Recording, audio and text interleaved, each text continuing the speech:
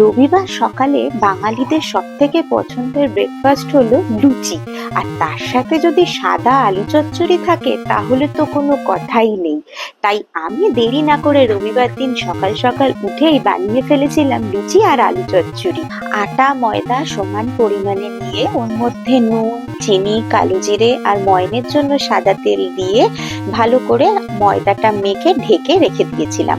কড়াইতে সর্ষের তেল নিয়ে পাঁচফোড়ন, হিং আর শুকনো লঙ্কা ফোড়ন দিয়ে ডুমো ডুমো করে কেটে রাখা আলু ছেড়ে দিয়ে নুন দিয়ে ভালো করে ভেজে নিয়েছিলাম। তারপর জল দিয়ে ওটাকে ঢাকা দিয়ে নরম হতে দিয়েছি।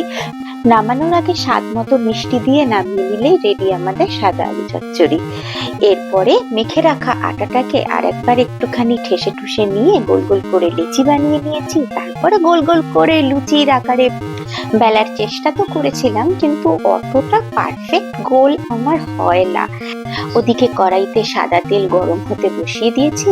তারপরে বেলে রাখা লুচিগুলোকে গরম গরম তেলে ফুলকো ফুলকো আকারে ভেজে নিয়েছি।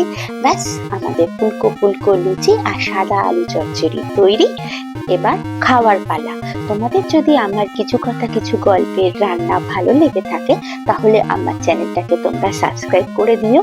আর কোন রান্না ভালো লাগছে সেটা অবশ্যই কমেন্টে জানিও। আজ টাটা, আবার নতুন রান্না নিয়ে দেখা হবে।